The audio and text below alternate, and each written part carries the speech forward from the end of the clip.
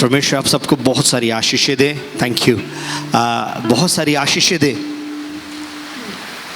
क्योंकि आज का जो वचन है वह आशीषों पर निर्भर करता है, ब्लेसिंग्स के ऊपर निर्भर करता है।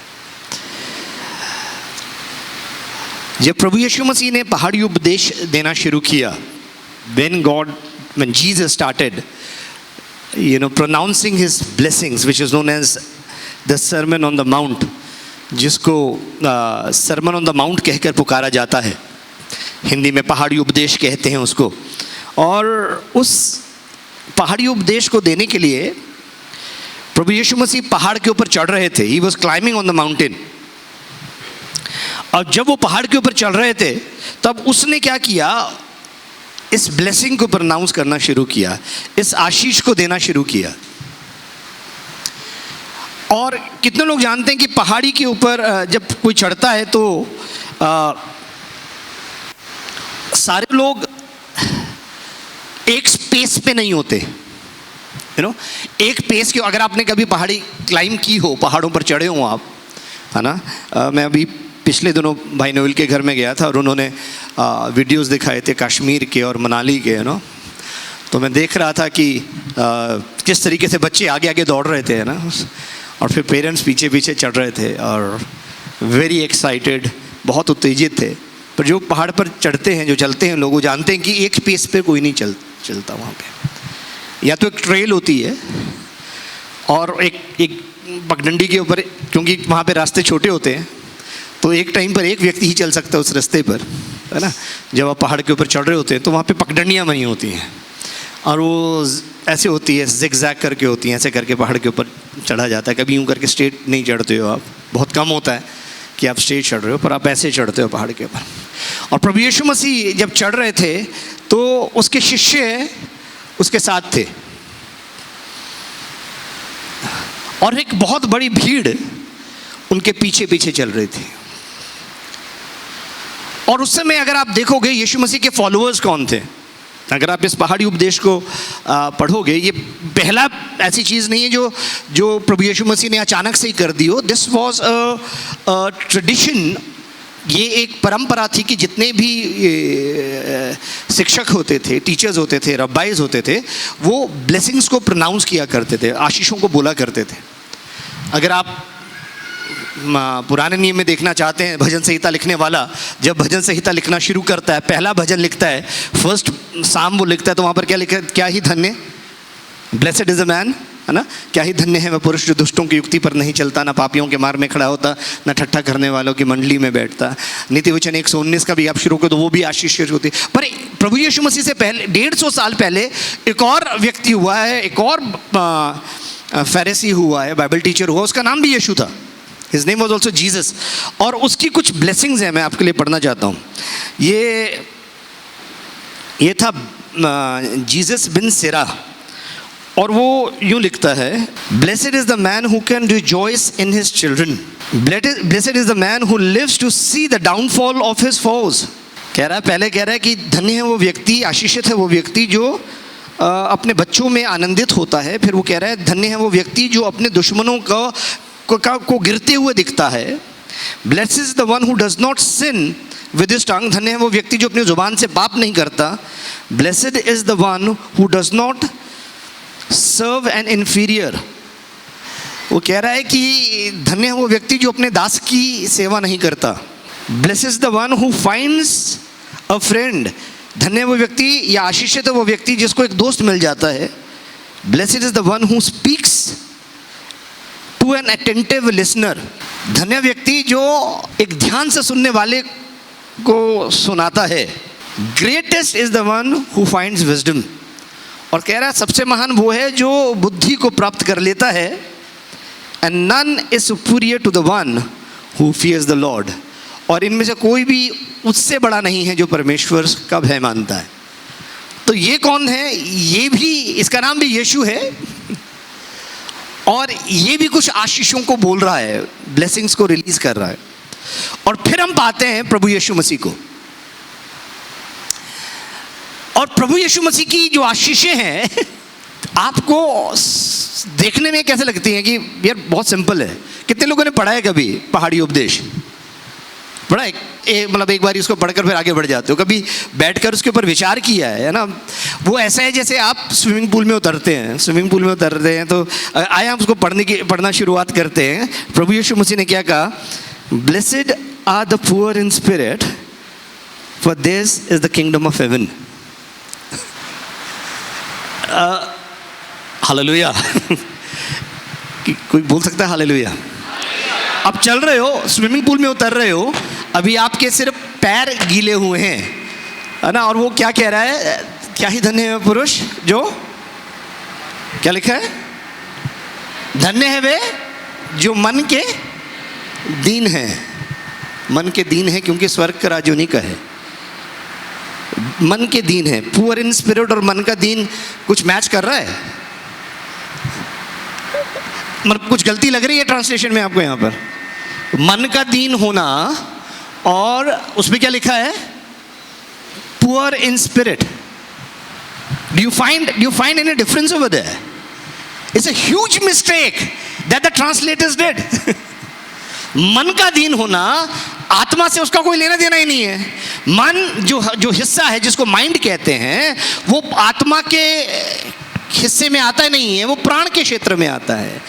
It is a part of a soul. It is not, your mind is a part of the soul. It has nothing to do with your spirit. Amen?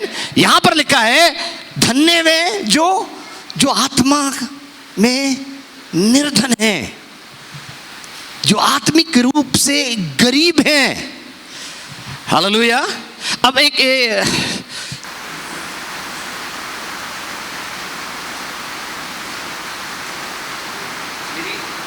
बहुत खराब है, ठीक है? ये कप है, मैं बता रहा हूँ।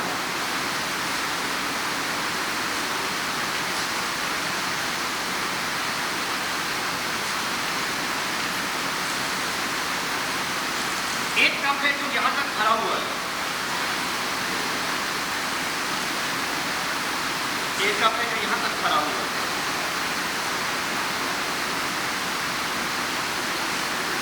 एक कप है यहाँ तक भरा हुआ है, और आपको क्या प्यास लग रही है? सबको विजिबल है? ओके। तो आपको पानी देने की जिम्मेदारी मिली है, आपके हाथ में जग है, आप पानी पिला रहे हैं सबको, तो आप किसका गिलास भरेंगे सबसे पहले? आप बताओ बेटा, आप किसका भरोगे? आखिरी वाले में। क्यों? हाँ, ओके। यहाँ पे 10 लोग हैं, उनकी सैलरी मान लेते हैं। आके खड़े हो जाना, आप यहाँ पे आना। चलो 10 ने 3 लोग आ जाओ। कम, आप भी आ जाओ बेटा, आप भी आ जाओ, तीनों आ जाओ, यहाँ पर खड़े हो जाओ, सामने खड़े हो जाओ। एक साथ बेटा, मुंह उस तरफ कर लेना प्लीज़। आप भी आ जाओ सर, थैंक यू। ओके। इनकी सैलरी मान लीजिए 70,000 है। इनकी मान लीजिए पर मंथ 1.5 लाख है। इनकी मान लीजिए 25,000 है। ओके। तो अगर आप के मन में परमेश्वर डालें, और ये 3 लोग ही हैं, कि आप किसी की सहायता करें, तो आप किसकी सहायता करना पसंद करेंगे?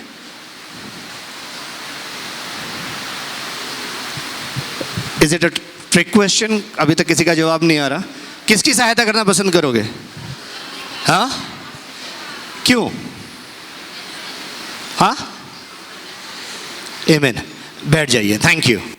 Let's go back to the blessed are the poor in spirit for this is the kingdom of haven.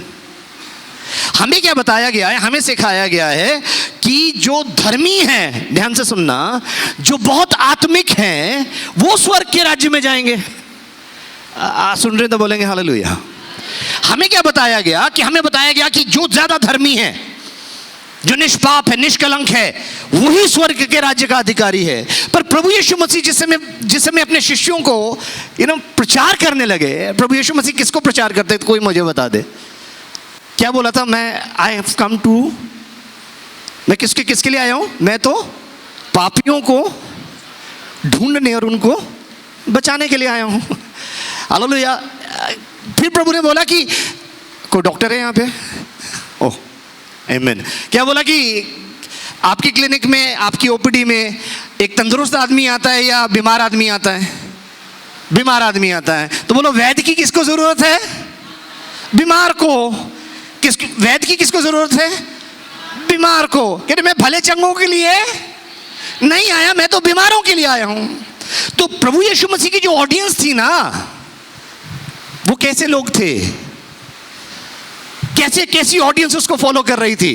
क्या फरीसी उसको फॉलो कर रहे थे? फरीसीज उसको फॉलो कर रहे थे? हाई प्रीस्ट, क्या महायाजक उसको फॉलो कर रहा था? या रोम की सरकार थी वो उसको फॉलो कर रही थी? क्या high and elite and mighty उसको फॉलो कर रहे थे? नहीं साहब, उसको जो फॉलो कर रहे थे ना, वो लोग थे जो होपलेस थे। जब रोम का साम्राज्य आया, रोम का साम्राज्य, यहां पर प्रभु यीशु से बात किसकी कर रहे हैं? Kingdom of haven. सब बोलेंगे किंगडम ऑफ हेवन। अपने पीछे वाले को बताइए बात किसकी हो रही है। ये कुछ बता रहे थे, पहले इनकी तो सुन लो, फिर पीछे उनको बताना किसकी बात हो रही है। किंगडम ऑफ हेवन, स्वर्ग के राज्य की बात। आपको भी कहा जाता है ना, आपको और मुझको क्या बताया जाता है? ज्यादा आत्मिक बनो, ज्यादा प्रार्थना करो, ज्यादा प्रार्थना करोगे तो ज्यादा आत्मिक हो जाओगे, ये वो ऐसा करके हमें बताया जाता है। Nothing wrong in that, but if you start comparing your self with other people जिनके पास कुछ भी नहीं है, जिनके पास शायद वो पाप में है, शायद उनका कोई आसरा नहीं है, तो प्रभु यीशु में से कह रहा है धन्य है वे। क्या कह रहे हैं? जोर से बोलना। धन्य है जो आत्मा में निर्धन है, who are poor in spirit। Hallelujah. गरीब आदमी की सबसे ज्यादा जरूरत क्या होती है? उसने मेरा अभिषेक किया है कि मैं क्या करूं? निर्धनों को, या I may preach the gospel to the poor. What is the gospel to the poor? गरीबों के लिए सुसमाचार क्या है? हाँ, परमेश्वर तुम्हें आशीष दे, तुम तृप्त रहो। ये सुनना चाहेगा गरीब आपसे। गरीब के पास जा रहे हो, है ना, उसके पास से जा रहे हो और वो आपकी ओर एक चीज की उम्मीद करके बैठा है कि अगर ये कुछ आएंगे तो आज शायद मेरे घर में 5 किलो आटा आ जाए। पर आप जाते हुए क्या बोल रहे हो उसको? तू तृप्त रहे और तू गर्म रहे, है ना। तो क्या ये उसके लिए आशीष का कारण बनेगा? Will it be a blessing to him? गरीबों के लिए सुसमाचार क्या है? जब आप उनकी जरूरत को पूरा करते हो। हालेलुया। जो 5000 के लोग, 5000 की भीड़ भूखी और प्यासी प्रभु यीशु मसीह के पीछे चल रही थी और उसके चेले प्रभु यीशु मसीह के पास आए। और ये जो घटना है, ये चारों सुसमाचारों के अंदर है। 4 गॉस्पेल्स के अंदर सिर्फ एक घटना है जो पाई जाती है ना, जो चारों सुसमाचारों के अंदर है। और वो जो भूखे लोग प्रभु यीशु मसीह के पीछे चल रहे थे, और यीशु मसीह के कितने शिष्य थे? 12, जिनको अपोस्टल्स कहा गया। और इन अपोस्टल्स को भी भूख लग रही थी और वो प्रभु यीशु मसीह के पास आ गए और बोले, प्रभु इनको आसपास के गांव में भेज दे कि अपने लिए भोजन का प्रबंध कर ले, हम गांव से बहुत दूर है, यहाँ पे कहीं खाना नहीं है। तो प्रभु यीशु मसीह ने इनको पलट कर क्या कहा? इनको बोलो कि ये गर्म रहे और इनका पेट भरा रहे, इनको विदा करो। ऐसे बोला। क्या बोला? तुम बोलो, तुम अपने साथ वाले को बोलो, तुम इनको खाने को दो। Hallelujah, hallelujah. तो प्रभु यीशु मसीह ने कभी भी, he never shrunk when he saw the need, he met the need where they were. जहां जरूरत थी वहां पर प्रभु यीशु मसीह ने उनकी आवश्यकता को पूरा किया। और यहां पर लिखा है, धन्य है वे जो मन के, कोई इसको मिटा देगा, जो मन के क्या है? जो आत्मा में निर्धन है। जो आत्मा में निर्धन है। किस में? कौन सी आत्मा? कौन सी आत्मा में निर्धन है? Let's focus on the spirit of God today. जल्दी मिटा देना। स्पिरिट ऑफ गॉड, परमेश्वर का आत्मा। परमेश्वर का आत्मा या परमेश्वर आत्मा है। आत्मा की जब बात करते हैं, जल्दी से निकालेंगे यूहन्ना उसका 4था अध्याय और उसका 24वां पद। और दूसरा कोई निकाल लेगा 2 Corinthians chapter 3 verse 17। और फिर हम जा रहे हैं Genesis 1:26। Our focus is spirit of God. पढ़ना शुरू करेंगे। परमेश्वर आत्मा है और अवश्य है कि उसकी आराधना करने वाले आत्मा और सच्चाई से आराधना करें। परमेश्वर आत्मा है और अवश्य है, बोलिए अवश्य है। अवश्य। बिना आत्मा और बिना सच्चाई के आप प्रार्थना नहीं कर सकते, समझ रहे? बिना आत्मा के और बिना सच्चाई के, बिना सत्य के और बिना आत्मा के आप परमेश्वर की आराधना नहीं कर सकते। ये बात स्पष्ट है? आप लोग एग्री करते हैं इस बात से? You are welcome to ask questions. You're welcome to raise hands and ask questions today. All right? परमेश्वर क्या लिखा है? परमेश्वर आत्मा है और अवश्य है कि उसके भजन करने वाले आत्मा और सच्चाई से उसके भजन करें। यानी हिंदी में लिखा है, इंग्लिश में लिखे God is spirit and everyone who worships him must worship him in spirit and in truth. सच्चाई में नहीं लिखा, वहां पे लिखा है आत्मा और सच से या सत्य से उसकी आराधना करें। सच्चाई से नहीं, सत्य से। फर्क है, सच्चाई और सत्य में फर्क है। ओके, हम उसको समझेंगे, फिर निकालेंगे। दूसरा कुरिन्थियों उसका 3 अध्याय उसका 17वां पद। प्रभु तो आत्मा है और जहां कहीं प्रभु का आत्मा है वहां स्वतंत्रता है। प्रभु तो आत्मा है, लॉर्ड इज स्पिरिट।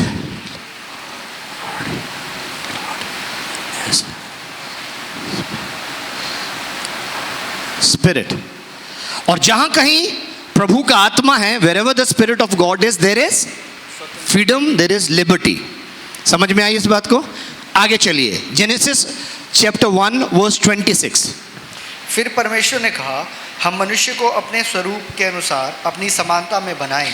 फिर परमेश्वर ने कहा, हम मनुष्य को अपने स्वरूप के अनुसार अपनी ही समानता में बनाएं। हम मनुष्य को अपने स्वरूप और अपनी समानता में बनाएं, in our image and in our likeness. तो परमेश्वर क्या है? अभी हमने देखा परमेश्वर क्या है। परमेश्वर क्या है? आत्मा। प्रभु क्या है? आत्मा। आत्मा। प्रभु को जब हम कहते हैं, जब हम लॉर्ड कहते हैं तो यीशु मसीह के बारे में है। जब हम गॉड कह रहे हैं तो वो यावे परमेश्वर के बारे में है। ये बात स्पष्ट है? हाँ। प्रभु कौन है? आत्मा। परमेश्वर नहीं है। प्रभु कौन है? यीशु, पुत्र। हम पुत्र को प्रभु कहकर संबोधित करते हैं और हम परमेश्वर को गॉड कहकर हम संबोधित करते हैं। God, spirit of God and Lord is spirit. ये अलग अलग नहीं है, अलग अलग होते भी एक हैं और एक होते भी अलग अलग हैं। हम इस बात को समझिए क्योंकि ये त्रिएक हैं। ये क्या है? त्रिएक है। त्रिएक को इंग्लिश में क्या कहेंगे? They are triune. आमीन। वो त्रिएक हैं। वो क्या है? वो 3 होते हुए भी एक हैं और एक होते हुए भी 3 हैं। तो यहां पर हम क्या देख रहे हैं कि परमेश्वर आत्मा है और प्रभु भी आत्मा है। अब वो मनुष्य को बनाने की बात कर रहे हैं। कौन बात कर रहा है? ये किसकी चर्चा? कौन कौन है इसमें? परमेश्वर है, हालेलुया, जो यावे है, यहोवा है, पुत्र है जो यीशु है, और आत्मा है, पिता, पुत्र और पवित्र आत्मा। ये आपस में क्या बात कर रहे हैं कि आओ आओ, जोर से बोलो, हम मिलकर क्या बनाएं? मनुष्य को बनाएं जो हम जैसा हो और हमारे समान हो। आमीन। यानी परमेश्वर की इच्छा क्या है? What is the will of God? यहां पर परमेश्वर अपनी विल को रिवील कर रहे हैं, अपनी इच्छा को प्रकट कर रहे हैं। और परमेश्वर की इच्छा क्या है? कि वो मनुष्य को अपना जैसा बनाए। कैसा बनाए? जोर से बोलो, कैसा बनाए? और जोर से बोलो, कैसा बनाए? नहीं, अभी भी आपको समझ नहीं आ रहा। परमेश्वर ने मनुष्य को बनाना है, मनुष्य को रचना है। वो कैसा बनाना चाहता है? उसको अपने जैसा। और परमेश्वर क्या है? परमेश्वर चाहता है कि वो मनुष्य को कैसा बनाए? कैसा बनाए? इनको देख के बता, मुझे देख के क्यों बता रहे हो? मुझे तो पता है, इनको बताओ। परमेश्वर कैसा बनाना चाहता है मनुष्य को? अपने जैसा। अपने जैसा बनाना उसको है। और परमेश्वर क्या है और आप क्या हो? आप आत्मा हो? कितने लोग मानते हैं वो आत्मा है? ओके, आप आत्मा हो तो अभी तक यहाँ क्या कर रहे हो? अब समझने की कोशिश करते हैं। अब आते हैं उत्पत्ति का ही, जेनेसिस 2:7, 2:7, उत्पत्ति उसका दूसरा अध्याय उसका 7वां पद क्या कह रहा है? सब लोग ध्यान से पढ़ेंगे, ध्यान से, अंग्रेजी और हिंदी में दोनों। पहले अंग्रेजी में पढ़ेंगे आज। And the Lord God formed man of the dust of the ground, हाँ and breathed into his nostrils the breath of life, हाँ, and man became a living soul. Man became what? Living spirit, है ना? अभी किसी ने बोला कि man is spirit, हम आत्मा है। What does the word of God से? लिविंग सोल, है ना? परमेश्वर, अब हिंदी में पढ़ेंगे। और यहोवा परमेश्वर ने आदम को भूमि की मिट्टी से रचा, उसके नथनों में जीवन का श्वास फूंक दिया और आदम जीवित, यहाँ पे प्राणी कर दिया सोल को, प्राणी नहीं, जीवित प्राण बन गया। He became a living soul. Hallelujah. What is man? परमेश्वर बनाना क्या चाहता है उसको? जोर से बोलो। क्यों हमें वो आत्मा बनाना चाहता है? सवाल पूछो अपने साथ, बताओ भाई क्यों बनाना चाहते हैं आत्मा में? बताओ उसको क्यों बनाना चाहता है आत्मा? कौन जवाब देगा इसको? परमेश्वर में क्यों आत्मा बनाना चाहता है? क्या बड़ी परमेश्वर को में आत्मा बनाने की? हम तो ठीक ठाक हैं बिल्कुल। कोई बताएगा मुझे? माइक दो, वहां पे सच्चा कुछ बोल रहे हैं, जल्दी से एक जना माइक पकड़ लो। क्योंकि परमेश्वर खुद एक आत्मा है, तो वो हमें भी आत्मा बनाना चाहता है। हाँ, क्योंकि परमेश्वर आत्मा है और वो हमें अपने जैसा बनाना चाहता है। तो फिर जब वो हमें बनाना चाह रहा है, 2:7 क्या कह रहा है? जब उसने हमें बनाना शुरू किया तो फिर उसने सबसे पहला इंग्रेडिएंट्स क्या लिया? किसको भिंडी की सब्जी अच्छी लगती है? भिंडी, ओ अच्छा, कैसे बनाते हैं भिंडी? सबसे पहले भिंडी बनाने के लिए क्या चाहिए? चलिए छोड़, भिंडी बहुत दूर की बात है। चाय बनाने के लिए, कोई मुझे चाय बनाना बताएगा? ठीक है, चाय बनाने के लिए सबसे पहली चीज क्या लोगे आप? और पानी को ऐसी गैस पे डाल दोगे, बर्तन नहीं लोगे। पहले आपने पानी लिया और गैस पे डाल दिया तो क्या होगा? हाँ, एक केमिकल रिएक्शन होगा। क्या हो जाएगा? पहले एक बर्तन लेंगे, उस बर्तन के अंदर पानी डालेंगे, थैंक यू बेटा, और फिर उस पानी को फिर क्या करोगे आप? अच्छा, गैस को ऑन करोगे, ओके, फिर क्या करोगे? हाँ, फिर उसमें चाय पत्ती डाल दोगे। हाँ, भिंडी डालेंगे, अच्छा चीनी डालेंगे, वो चीनी डालेगा पहले, तुम चाय पत्ती डालोगे, और बताओ। हाँ, फिर चाय पत्ती, हाँ, 4 कप चाय का मसाला, अच्छा चाय का मसाला, उस मसाले में क्या क्या है? समझ रहे हैं आप? अब परमेश्वर ने कहा कि मैं आदम को बनाऊंगा। कैसा बनाऊंगा? अपने जैसा। परमेश्वर क्या है? इस बात को हमेशा वापस आना, परमेश्वर क्या है? आत्मा। और परमेश्वर ने जब मनुष्य को बनाना शुरू किया, सबसे पहले उसने क्या किया? मट्टी ली। यहोवा परमेश्वर ने आदम को भूमि की मट्टी से सृजा, उसके नथनों में जीवन का श्वास फूंक दिया और आदम जीवित प्राण बन गया। हालेलुया। परमेश्वर ने क्या किया? मट्टी से क्या बनाया?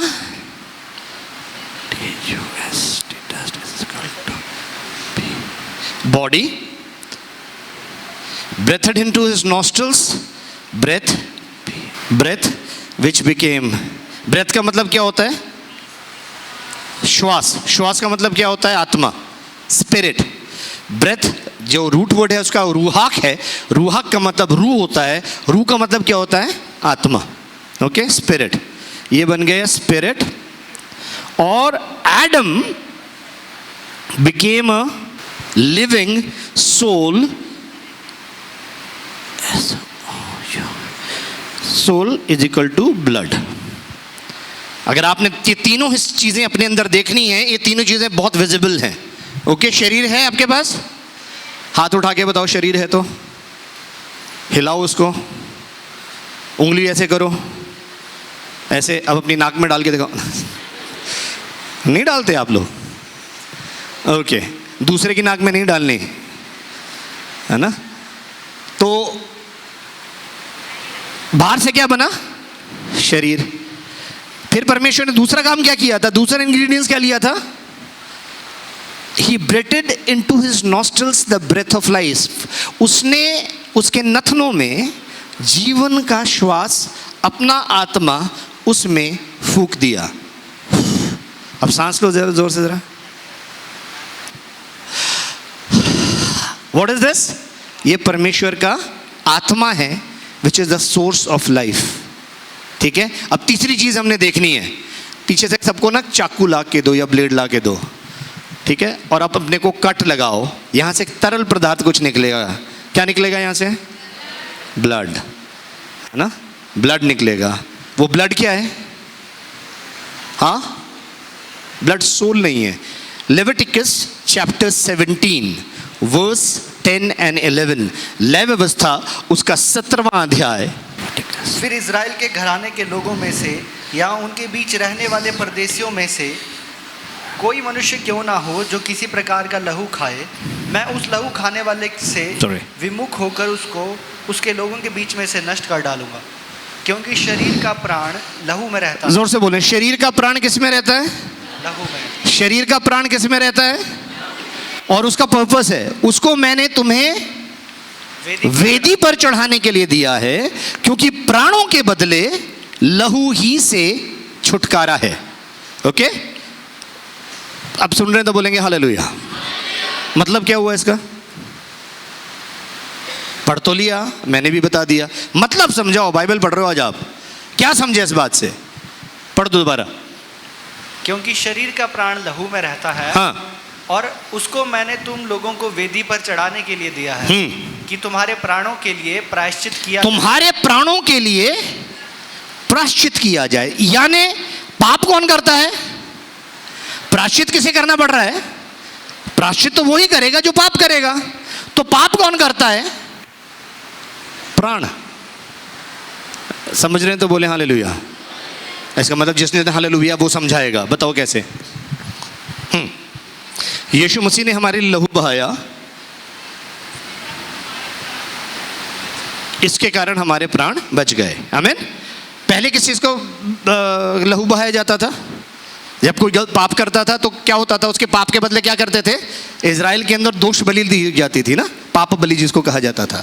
आज भी हिमाचल के अंदर देवता का दोष लग जाता तो क्या करते हैं? ये कहाँ से निकल कर आ रहा है उस बात में समझाऊंगा मैं आपको, है ना। ये कहाँ से निकल कर आ रहा है?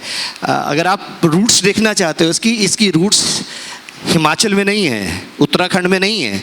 इसकी रूट्स आ रही हैं मिडिल ईस्ट से, इसकी रूट्स आ रही हैं इजराइल से। समझना। हालेलुया। देवता को क्या करते हैं? कंधे पर ले जाकर कैसे लेके जाते थे? आर्क ऑफ द कवेनेंट को, वाचा के संदूक को कैसे उठाकर चला जाता था? कंधों पर। आगे कौन चलते थे? भजंत्री, जो कि वो शरनाल वगैरह बजाने वाले होते थे, है ना, वो चलते थे। उनके पीछे लेवी चलते थे, है ना। ऐसे करके प्रीस्टली क्लास चलती थी, और उसके पीछे वाचा का संदूक चलता था, और उसके पीछे सारी जाति, इजराइल की जाति चलती थी। हालेलुया। अगर आपने ये प्रत्यक्ष में देखना तो हिमाचल के किसी भी कुल्लू के मेले के टाइम जाके देख लेना, वहाँ पर आपको ये प्रत्यक्ष में दिखाएगा उस समय में क्या होता था, आज क्या हो रहा है। इसकी रूट्स कहाँ से निकल कर आ रही हैं वो बाद में देखेंगे हम लोग, ठीक है। वो किसी भी और दिन के लिए। पर आज मैं क्या बता रहा हूँ कि यीशु मसीह को जब यूहन्ना ने बपतिस्मा लेने के लिए आते देखा, है ना, जब वो लेकर निकल रहा था तो उसने क्या बोला? परमेश्वर का वह मेमना जो जगत का पाप उठा कर लेकर जाता है ना। प्राणों के बदले लहू ही से छुटकारा है। प्राण पाप करता है जिसका पश्चाताप लहू के बिना नहीं हो सकता, क्योंकि शरीर का प्राण किस में रहता है? लहू में रहता है। जब मनुष्य मरता है तो शरीर के अंदर लहू रहता है कि नहीं रहता? डॉक्टर साहब, when a person dies, what happens to the blood in the body? It turns into water. क्यों? क्योंकि उसके अंदर श्वास नहीं रहा जो उस प्राण को जीवन देता था। जो आत्मा है वो प्राण को जीवन देता है। जब आप सांस लेते हो तो क्या होता है? आपका जो ब्लड है वो पूरी बॉडी के अंदर सर्कुलेट होता है। आपका हार्ट उसको पंप करने लगता है और आपका ब्लड पूरे बॉडी के अंदर सर्कुलेट होना शुरू हो जाता है ना। प्रभु ने क्या बोला, मैं अपना आत्मा, हे पिता मैं अपना आत्मा तेरे हाथ में सौंपता हूं। और उसने अपना आत्मा पिता के हाथों में सौंप दिया, ऊंचे शब्द से चिल्लाया और अपना प्राण त्याग दिया। दो चीजें हुई हैं वहां पर क्रूस के ऊपर, आप समझने की कोशिश करना। पहली चीज क्या हुई है, यीशु मसीह क्रूस पर हैं और वो क्या कह रहे हैं, हे पिता मैं अपना आत्मा तेरे हाथ में सौंपता हूं। ऊंचे शब्द से चिल्लाया और अपने प्राणों, गेव अप हिज सोल, और अपने प्राणों को त्याग दिया। ही गेव हिज सोल, जहां पर उसका आत्मा पिता के पास, उसका शरीर कब्र के अंदर, और उसका प्राण अधोलोक में उतर गया, जहां पर उसने कैदी आत्माओं को प्रचार किया, हालेलुया, और उनकी बंधुभाई को बांध लेकर चला गया। उसका रेफरेंस मैं आपको दे दूंगा, पत्रस में पाया जाता है। पर अभी भी मैं चाहता हूं आप किस पर फोकस करें, हालेलुया। लय व्यवस्था में क्या लिखा है कि शरीर का प्राण किस में रहता है, लहू में रहता है। कैसे साबित कर सकते हैं आज इस बात को कि शरीर का प्राण लहू में है? कोई मुझे तगड़ा आदमी चाहिए, तगड़ा, तगड़े आप ही हो, आ जाओ, आ जाओ, ओके। और मुझे कमज़ोर सा व्यक्ति चाहिए, कोई कमज़ोर। कौन है आज अपने आप को, कौन कमज़ोर बोल? कोई बच्चा आ जाए, कौन आएगा? कोई छोटा बच्चा आ जा, दोनों ऊपर आ जाओ, स्टेज के ऊपर आ जाओ।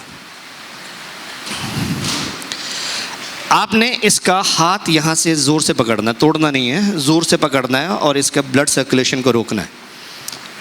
हाँ, ब्लड सर्कुलेशन को रोकना है।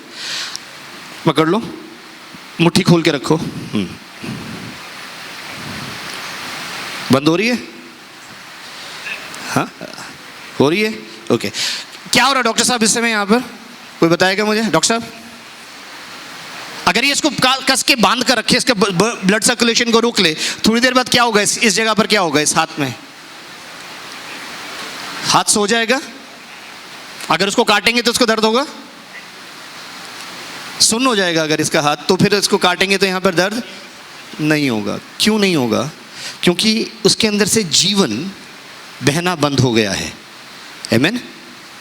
उसके अंदर से जीवन बहना, उसके अंदर प्राण जो है वो उसके इस हिस्से तक नहीं पहुंच पा रहा। लाइफ जो है, दर्द तो नहीं हुआ? नहीं हुआ, निशान पड़वा दिया ना, देखो कमाल, कैसे पास्टर है ना। क्या होगा यहाँ पे? किसी के हाथ पैर में कभी कौन हुआ है? कौन, थैंक यू, कौन किस किस के हुए? कौन, जिसको ठेंट कहते हैं हिंदी में। कौन को जब आप काटते हो, किस चीज़ से काटते हो? ब्लेड से काटते हो, तो उसमें पेन होता है। पेन कब होता है? यहां से ब्लड निकलना शुरू होता है। समझ रहे हैं आप? जो चीज मर जाती है उसके अंदर लहू नहीं होता। सुन रहे तो बोलेंगे हालेलुया। हम जहां जहां लहू जाएगा वहां वहां जीवन जाएगा, हालेलुया। और इसीलिए प्रभु यीशु मसीह ने जब अपना प्राण त्याग दिया, तो जो वो थे सिपाही थे, उनको सर्टिफाई करना था कि यह मर गया। ओके, कैसे सर्टिफाई किया कि यह मर गया? एक भाला लिया, एक स्पीयर लिया और उसकी रिब को पंचर किया। क्या किया?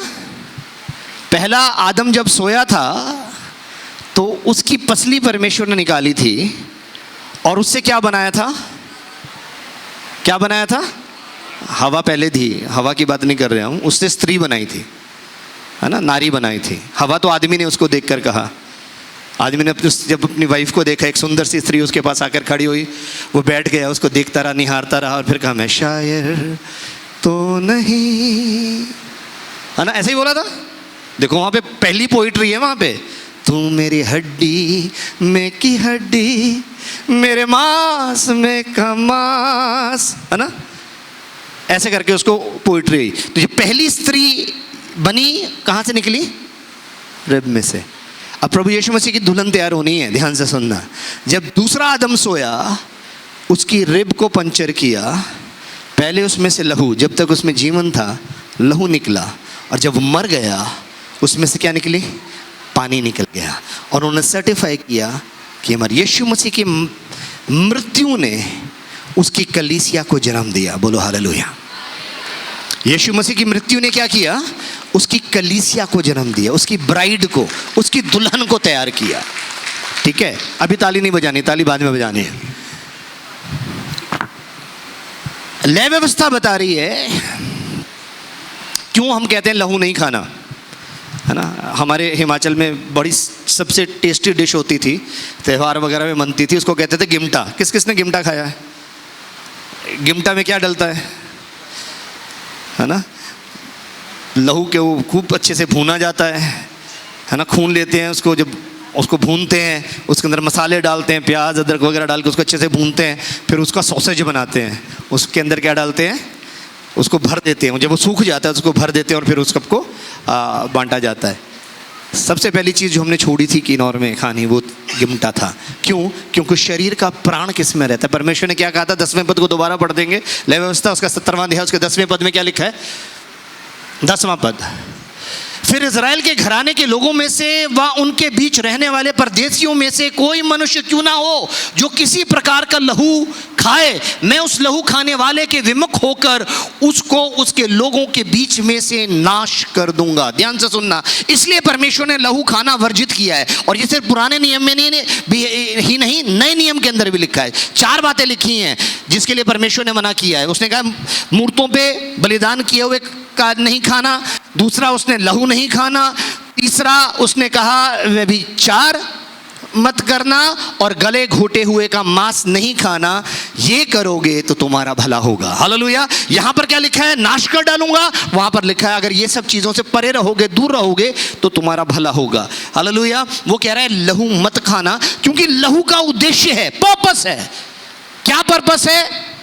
11वां पद बताएगा। क्योंकि शरीर का प्राण लहू में रहता है और उसको मैंने तुम लोगों को वेदी पर चढ़ाने के लिए दिया है कि तुम्हारे प्राणों के लिए प्रायश्चित किया जाए, क्योंकि प्राणों के कारण लहू ही से प्रायश्चित होता है। हालेलुया। इसलिए प्रभु यीशु मसीह जब मर गए और जब उनको पुनरुत्थान हुआ, ध्यान से सुनना, मरियम प्रभु यीशु मसीह के पास आई। उसने सोचा माली है, और प्रभु ने उसको देखकर कहा मरियम, और उसने पहचान लिया कि प्रभु है। उसको छूने के लिए आगे बढ़ी। उसने कहा मुझे मत छू, मैं अभी पिता के पास होकर नहीं आया हूं। हालेलुया। क्या बोल रहा है? मैं।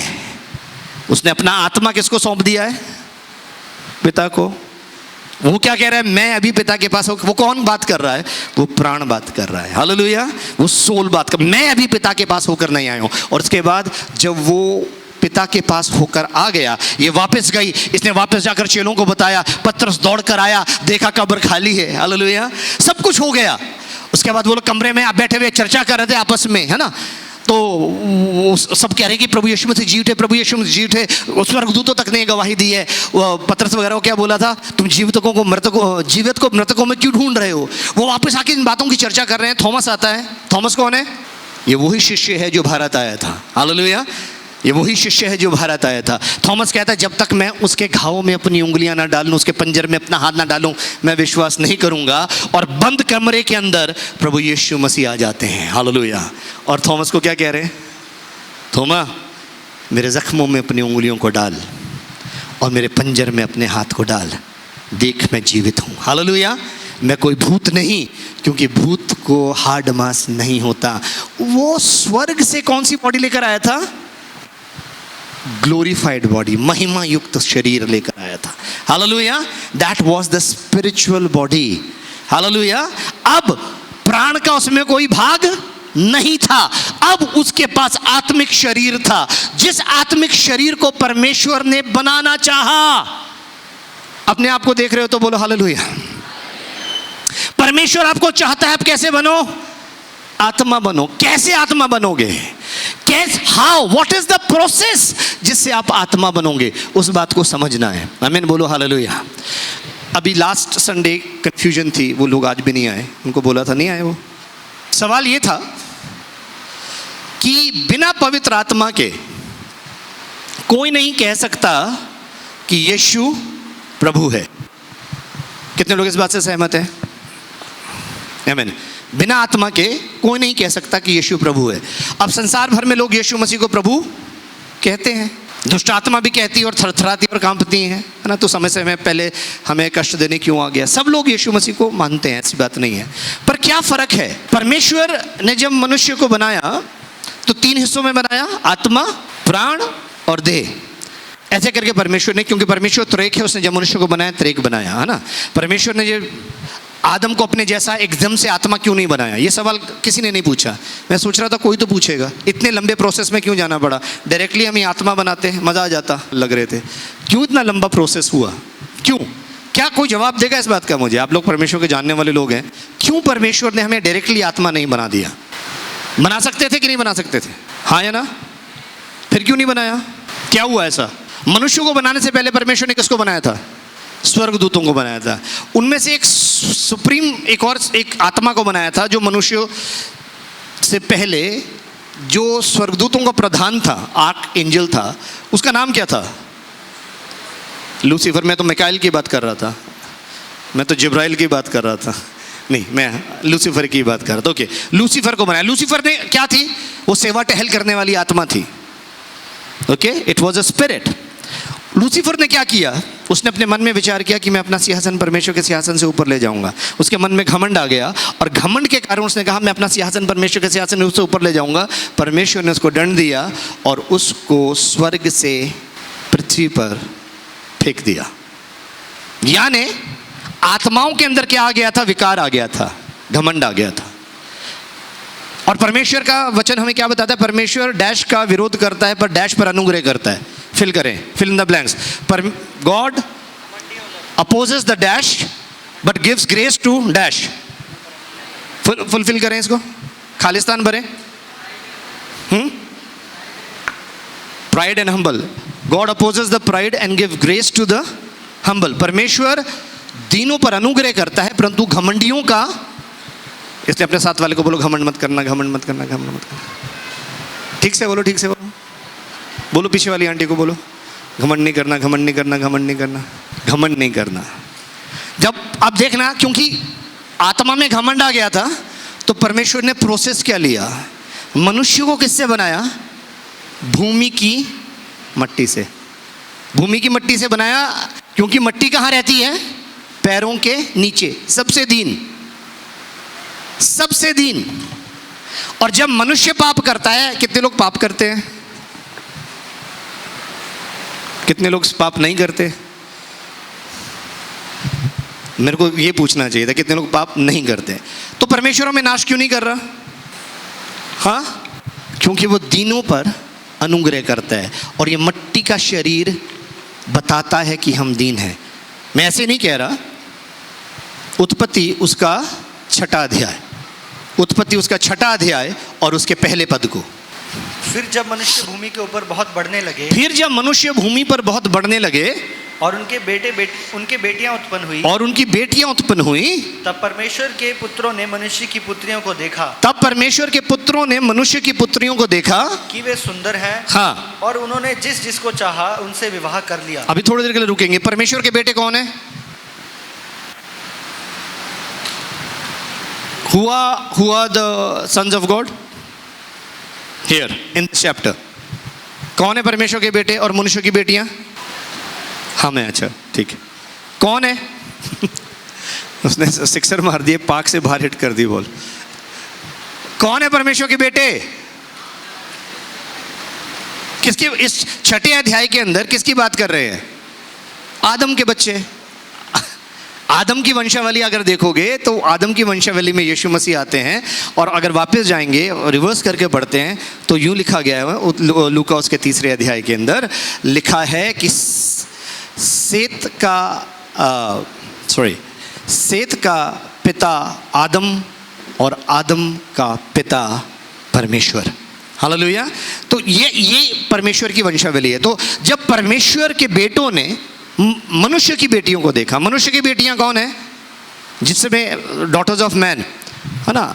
तो जब हवा के पुत्र उत्पन्न हुआ, 4वां अध्याय उसके पहले पद से, 4वां अध्याय उसके पहले पद से, चैप्टर 4 वर्स 1। हाँ, जब आदम अपनी पत्नी हवा के पास गया, तब उसने गर्भवती होकर कैन को जन्म दिया और कहा मैंने यहोवा की सहायता से एक पुरुष पाया है। ओके, इंग्लिश में क्या लिखा है? I have got a man from the Lord. Daughters of man कौन है? Daughters of man are the daughters of Cain. Sons of God are the sons of Adam.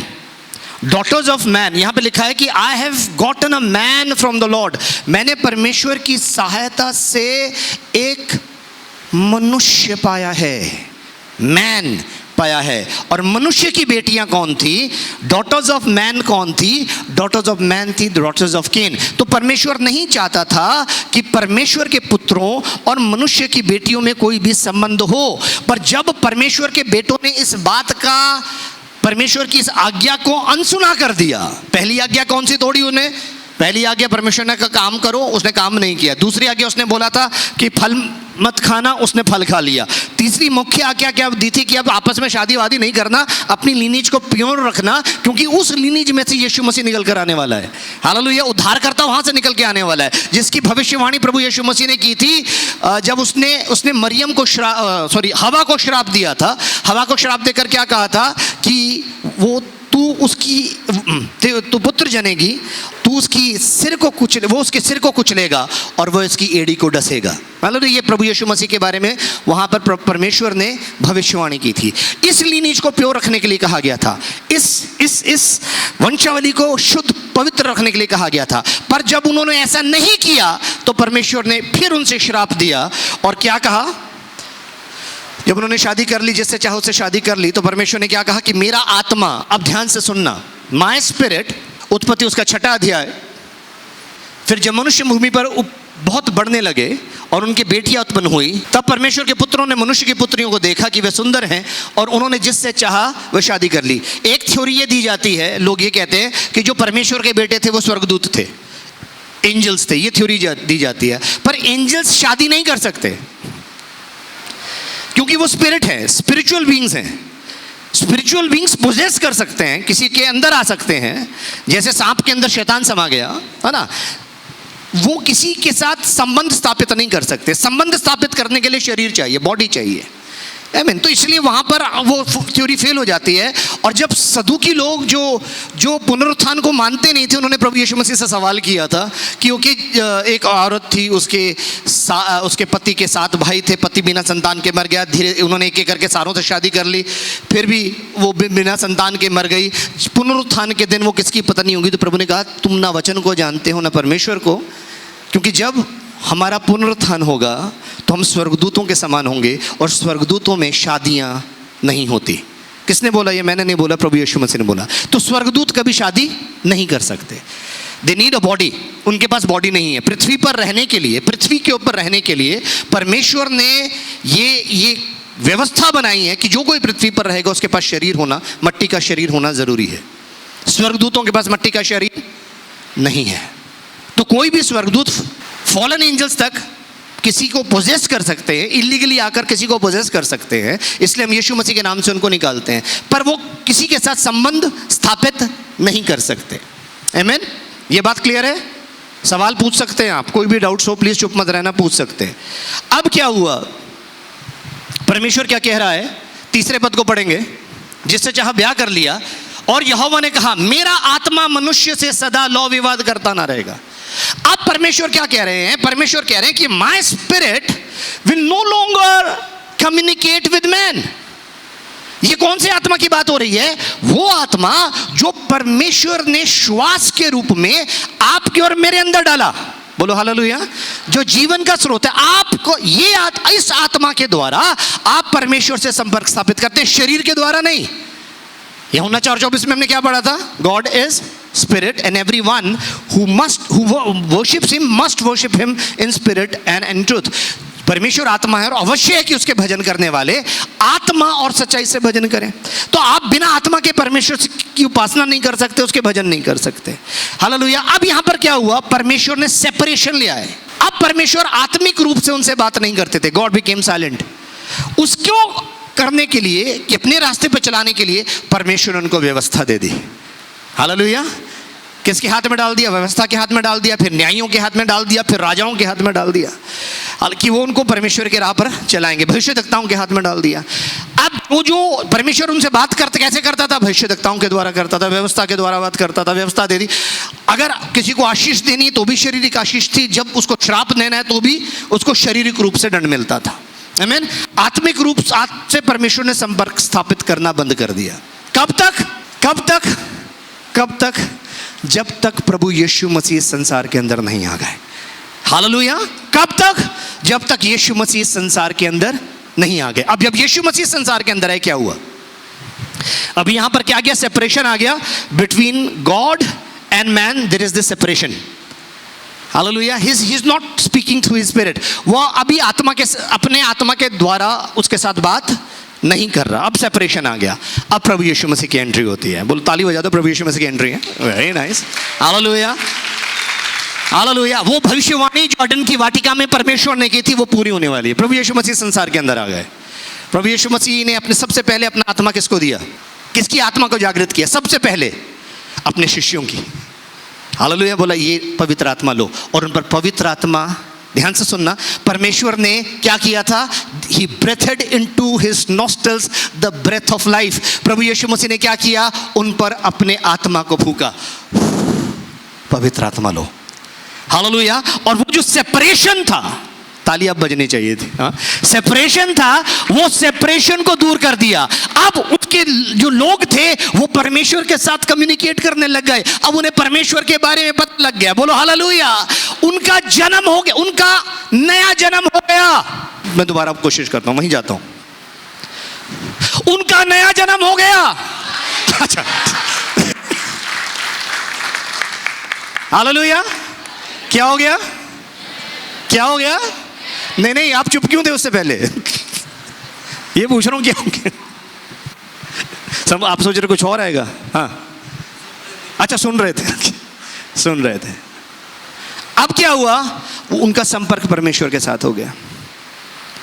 अब एक व्यक्ति था, वो वचन को बहुत पढ़ता था, बहुत कंफ्यूज हो गया। यार समझ नहीं आ रहा कैसे इसके लोग, इसके शिष्य और मेरे शिष्य, निकोदेमस नाम था उसका, तीसरे चैप्टर के अंदर वो रात को छुप छुप के आया। यीशु मसीह, आप बहुत अच्छा गाते हैं, आप बहुत अच्छा प्रचार करते हैं, आप जो चिन्ह चमत्कार करते हैं ना, कोई नहीं कर सकता, परमेश्वर साथ नहीं है। पर ये बताओ ना, उसके अंदर क्या सवाल है? क्या सवाल है? स्वर्ग का राज्य। आमीन। वो क्या कर रहा है? तारीफ कर रहा है, प्रेज कर रहा है, उसकी स्तुति कर रहा है, प्रशंसा कर रहा है, और उसको प्रभु यीशु मसीह ने जवाब दिया।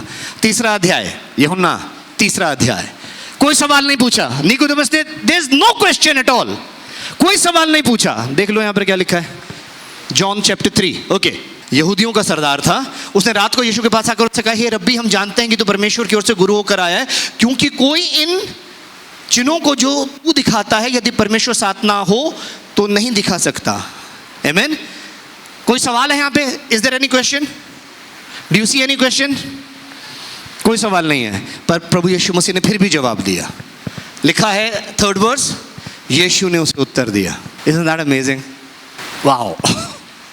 Like this is one of my wow moments. He did not ask any question, but still Jesus answered him. उसने कोई सवाल नहीं पूछा। कोई सवाल। आपके मन में ना कई बार बहुत सारे सवाल होते हैं जो आप किसी से नहीं पूछ पाते, और आप प्रार्थना में जाते हैं, आप वचन को सुन रहे होते हैं, अचानक से आपके सवालों के जवाब आपको मिलने शुरू हो जाते हैं। You didn't ask any question, but you have this, कहाँ से मिलेगा इसका जवाब कहाँ से मिलेगा? God answers. हालेलुया। क्या हम ऐसे परमेश्वर के लिए ताली बजा सकते हैं जो हमारे पूछे बिना हमारे सवालों के जवाब देता है? बोलो हालेलुया, जोर से बोलो हालेलुया। जो हमारे पूछे बिना। और उसका सवाल, प्रभु यीशु मसीह ने उसे क्या कहा? यीशु ने उसको उत्तर दिया, मैं तुझसे सच सच कहता हूं, यदि कोई नए सिरे से ना जन्मे, यदि कोई नए सिरे से ना जन्मे, या यदि कोई नया जन्म ना पाए, इंग्लिश में क्या, unless you are born again, except a man be born again. जब तक कोई नए सिरे से ना जन्मे, वो परमेश्वर के राज्य को देख नहीं सकता। अब ये बेचारा सिर खुजाने लग गया, यार कैसे? हाउ? बोलो हाउ। हाउ? अब बोलो वाओ, क्योंकि जवाब निरुत्तर कर देगा, है ना। 4था पद, उसने कहा कि कैसे मनुष्य जब बूढ़ा हो गया तो क्यों कर जन्म ले सकता है? क्या वो अपनी माता के गर्भ में दूसरी बार प्रवेश कर जन्म लेगा? यीशु ने उत्तर दिया, मैं तुझसे सच सच कहता हूँ, जब तक मनुष्य जल और आत्मा से ना जन्मे, वे परमेश्वर के राज्य में प्रवेश नहीं कर सकता। ताली बजाएंगे? चलिए, जो बच्चे मेरे साथ थे वो जवाब नहीं देंगे, अब सवाल मैं आपसे पूछता हूँ, जल से जन्म लेने का अर्थ कोई जल्दी से बता दे। बैप्टिज्म बोला किसी ने, कितने लोग सहमत हैं बैप्टिज्म के साथ? हाथ उठा लेंगे। 1 2 3। वो बजाओ पीछे, गलत जवाब। जल से जन्म लेने का अर्थ बपतिस्मा नहीं है। बोले हालेलुया। जल से जन्म लेने का अर्थ बपतिस्मा नहीं है। बपतिस्मे की आज्ञा पुनरुत्थान के बाद की है। अभी तो यीशु मसीह क्रूस पे भी नहीं चढ़े। हालेलुया। ये आज्ञा जो मिली थी बपतिस्मे की, बहुत सारे लोग आपसे पूछेंगे उस डाकू का क्या हुआ जी, उसने तो बपतिस्मा लिया ही नहीं, वो स्वर्ग कैसे चला गया? क्योंकि प्रभु यीशु मसीह ने बपतिस्मे की आज्ञा पुनरुत्थान के बाद दी थी। पुनरुत्थान से पहले की कंडीशन बैप्टिज्म नहीं थी। बोलेंगे हालेलुया, आमीन। महानादेश के समय उन्होंने बैप्टिज्म की कंडीशन रखी उद्धार के लिए, उससे पहले नहीं थी।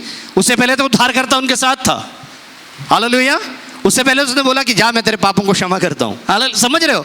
बपतिस्मा मन फिराते हैं अपने पापों के लिए, बपतिस्मा लेते हैं। वो तो कह रहा है कि मैं तेरे पापों को क्षमा करता हूं। हालेलुया। समझ रहे हैं मेरी बात? उस समय तो खुद उद्धारकर्ता उनके साथ था। उस समय बैप्टिज्म कंडीशन नहीं थी। ये बैप्टिज्म क्या बोल रहा है उसको? जल और आत्मा से। मेरे साथ निकालेंगे इफिसियों का 5वां अध्याय। इफिसियों का 5वां अध्याय, efficiency chapter 5 verse 25।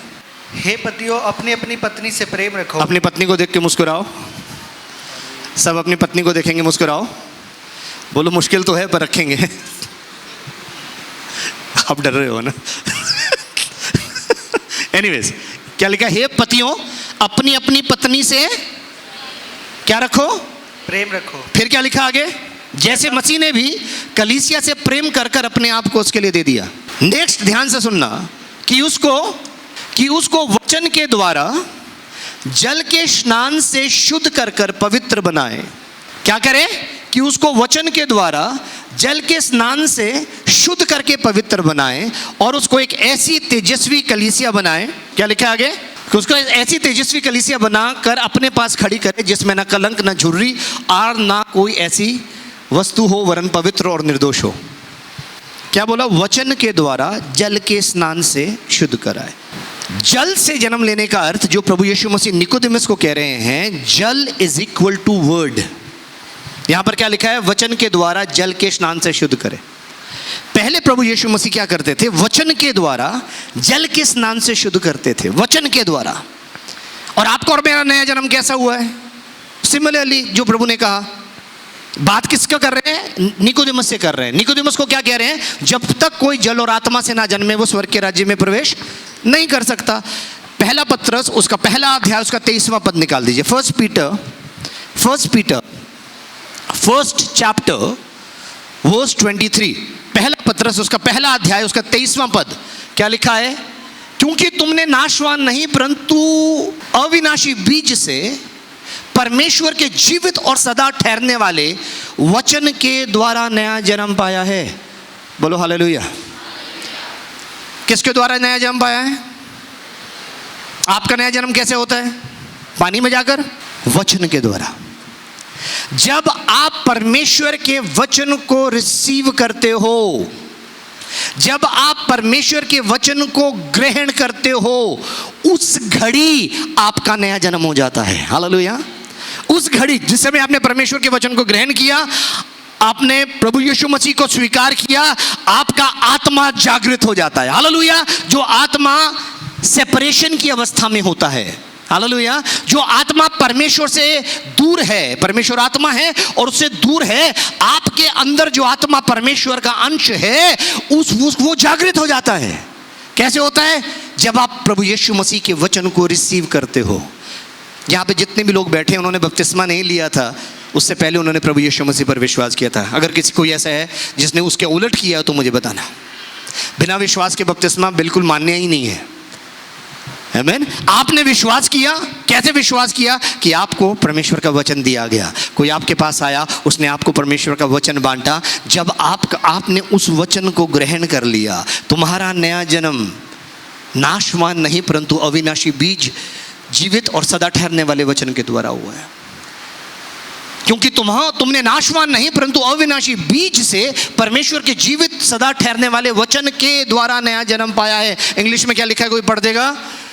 Been born again, not of corruptible seed, but of incorruptible, by the word of God which liveth and abides in you forever. Hallelujah. यहां पर जिस बात को परमेश्वर वचन और जो जल है, जैसे जल मनुष्य के गंदगी को धोता है, वैसे परमेश्वर का वचन आपके प्राणों को धोता है। हालेलुया। और जब आपका प्राण धुल जाता है तो होता क्या है, आपका आत्मा जागृत हो जाता है। जब आपका प्राण धुलता है, और उसको कैसे धोता? परमेश्वर अपने वचन के द्वारा जल के स्नान से शुद्ध कर एक ऐसी तेजस्वी कलीसिया बनाता है। आप जागृत हो, आपका आत्मा जागृत हो जाता है। अब आप परमेश्वर से बात करना शुरू करते हो, अब आप परमेश्वर की बातों को समझना शुरू करते हो। हालेलुया। परमेश्वर के राज्य को आपको दिखना शुरू हो जाता है। अब आप परमेश्वर के राज्य की ओर बढ़ना शुरू करते हो। हालेलुया। अब आपका डिजायर क्या है? अब मैं कैसे इस राज्य के अंदर प्रवेश करूं? हालेलुया। मैं कैसे इस राज्य के अंदर प्रवेश करूं? How do I enter into this kingdom, this wonderful kingdom of God. Hallelujah. इस अद्भुत राज्य में मैं कैसे प्रवेश करूं? हालेलुया। परमेश्वर ने हमें आत्मा क्यों नहीं बनाया? क्योंकि वो चाहता था कि हम पाप में से होकर गुजरें और पाप को छोड़ते चले जाएं। आप सोचते होंगे कि मेरे जीवन में पाप था और मेरे जीवन के अंदर पाप है। कुछ पाप थे जो आपने छोड़ दिए, कुछ पापों को आप छोड़ रहे हो। इसलिए परमेश्वर कभी भी आप पर दोष नहीं लगाता। उसका कारण है, वापस जाएंगे दूसरा कुरिन्थियों उसका 3 अध्याय, उसके 17वें पद से आगे पढ़ना शुरू करेंगे। प्रभु तो आत्मा है, और जहाँ कहीं प्रभु का आत्मा है वहाँ स्वतंत्रता है। परंतु जब हम सब के उघाड़े चेहरे से प्रभु का प्रताप इस प्रकार प्रकट होता है, जिस प्रकार दर्पण में, तो प्रभु के द्वारा जो आत्मा है, हम उसी तेजस्वी रूप में अंश अंश करके बदलते जाते हैं। अंश अंश करके बदलते जाते। किसके द्वारा? प्रभु के द्वारा जो आत्मा है। हम कैसे बदल रहे हैं? हमारी ट्रांसफॉर्मेशन जो हो रही है, इट्स नॉट लाइक दिस कि चुटकी बजली और आप ट्रांसफॉर्म हो गए। नहीं, he is allowing certain things to happen in your life so that you may reject it. आप उसको अपने जीवन से रिजेक्ट कर अलग करें और फिर आगे बढ़ें। हालेलुया। फिर आगे बढ़ें ताकि दोबारा उसमें ना फंस पाओ, दोबारा उसमें ना गिर पाओ। बोले हालेलुया। इसलिए परमेश्वर क्या कर रहा है? आपको उस जर्नी में लेकर जा रहा है जहाँ पर आपको धीरे धीरे धीरे धीरे धीरे कर वो अपने आत्मिक स्वरूप में बदल रहा है। बोलो hallelujah. You are a better person than yesterday. मैं हमेशा आपको कहता हूँ, पिछले कल से आज आप बेहतर इंसान हैं और आने वाले कल में और ज़्यादा अच्छे इंसान बन जाएंगे। क्यों? क्योंकि आप परमेश्वर के वचन की संगति में हैं, परमेश्वर के आत्मा की संगति में हैं।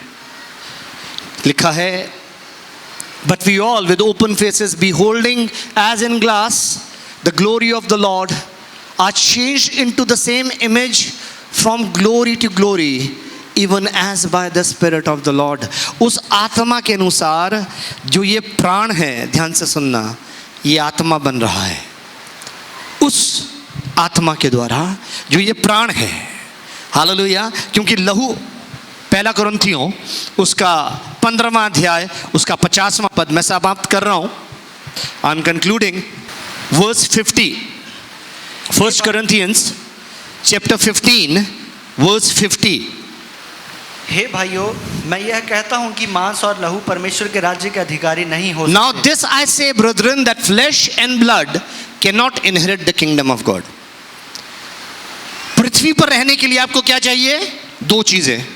You need to have flesh and you need to have the blood। स्वर्ग में रहने के लिए, to inherit the kingdom of God, this is not the requirement। ये requirement ही नहीं है। वहां पे लिखा है, now this I say, brethren, that flesh and blood cannot inherit the kingdom of God, neither doeth the corruptible inherit the incorruptible।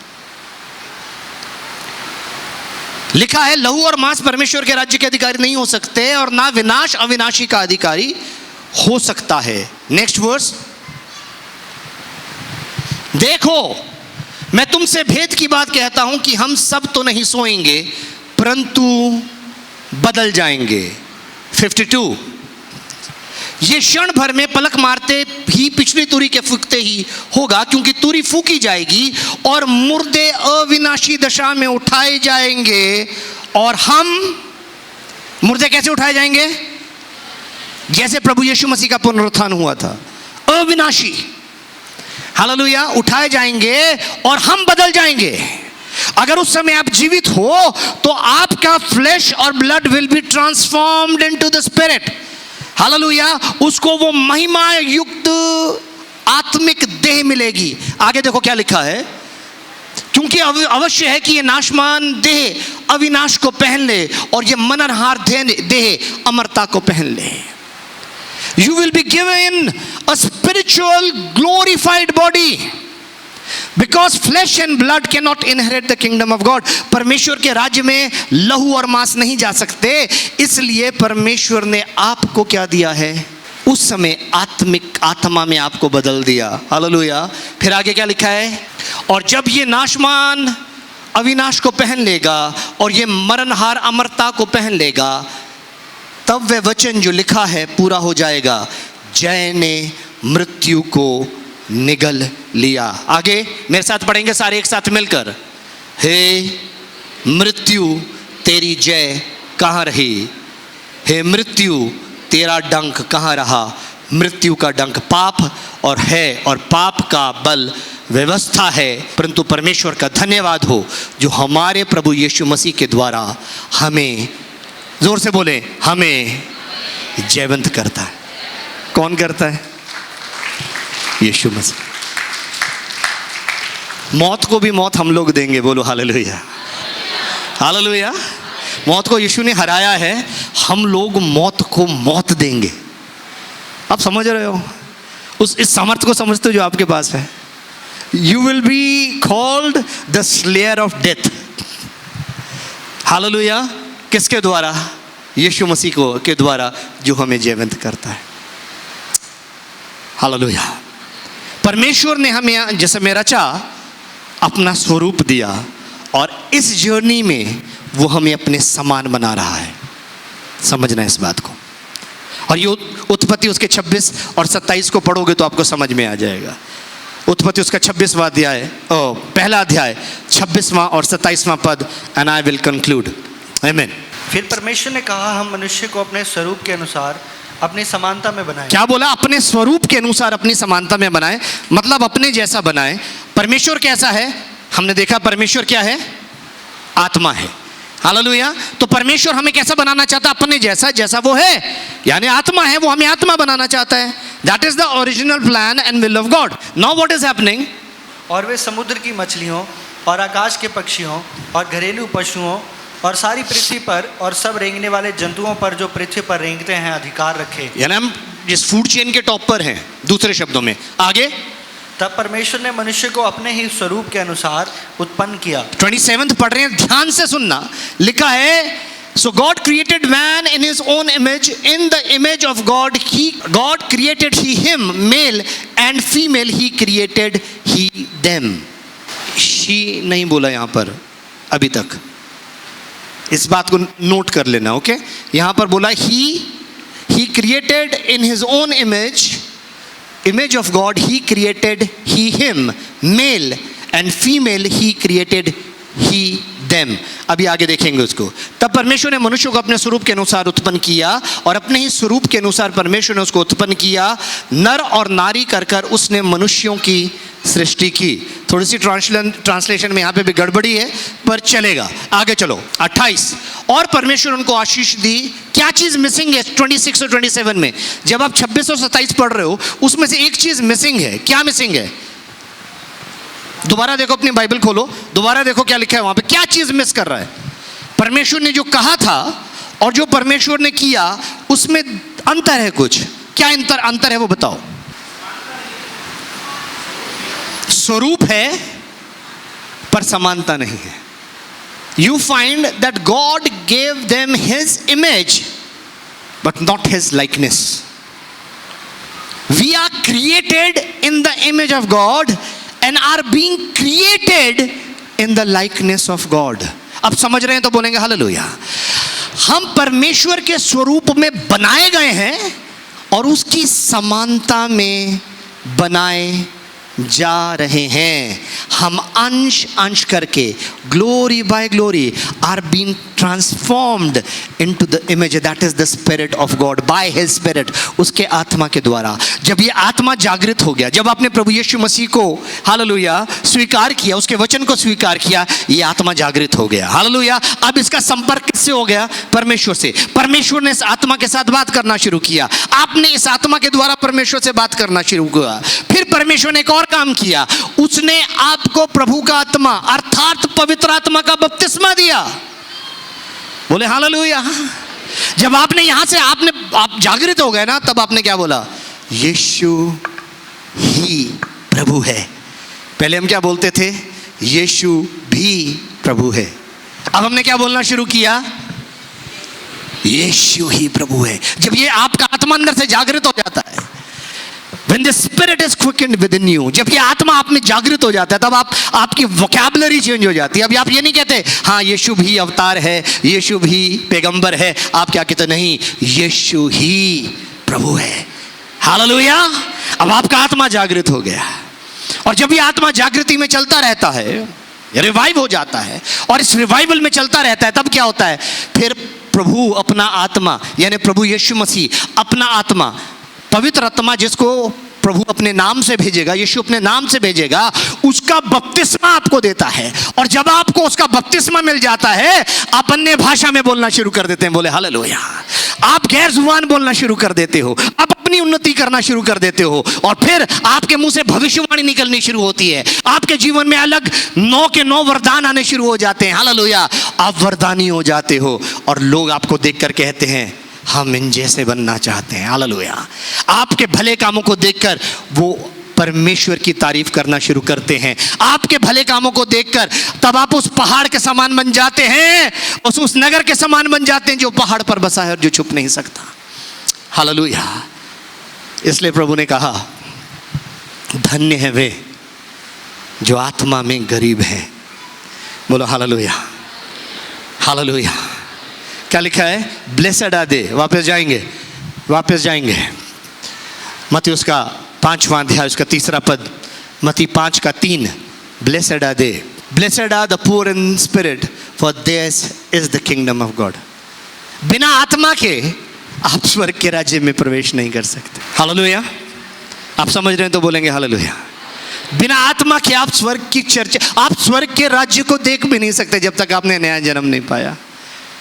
आप उसमें प्रवेश नहीं कर सकते जब तक आप जल और आत्मा से ना जन्म ले लें। हालेलुया। इसलिए 6 पद में, 3 अध्याय के 6 पद में प्रभु यीशु मसीह निकोदेमुस से कहते हैं जो शरीर से जन्मा है वो शरीर है, और जो आत्मा से जन्मा है, जो प्राण शरीर से जन्म लेता है वो शारीरिक हो जाता है, और जो प्राण आत्मा से जन्म लेता है वो आत्मिक बनता चला जाता है। परमेश्वर के द्वारा जो आत्मा है, हम उसी तेजस्वी स्वरूप में अंश अंश कर कर बदलते जाते हैं। Hallelujah. Hallelujah. Blessed are the poor in spirit, for theirs is the kingdom of God. प्रभु यीशु मसीह ने जब पहाड़ी उपदेश देना शुरू किया, उसने उसी जगह से शुरुआत की। हालेलुया। उत्पत्ति उसका 1 अध्याय उसके 26वें पद से, आओ हम मनुष्य को अपने स्वरूप के अनुसार अपनी समानता में बनाएं। Hallelujah. You can be like God by the Spirit of God that is within you. So I encourage you to spend time with your spirit. Your spirit will give witness along with the Spirit of God. आपका आत्मा परमेश्वर के साथ, आत्मा के साथ मिलकर गवाही देगा कि यीशु ही प्रभु है। बोलो हालेलुया। यीशु ही प्रभु है। मेरे से पीछे बोल सकते हैं यीशु ही प्रभु है। यीशु ही प्रभु है। जोर से बोलेंगे यीशु ही प्रभु है। यीशु ही प्रभु है। प्रभु आप सबको बहुत बहुत बहुत आशीष दे।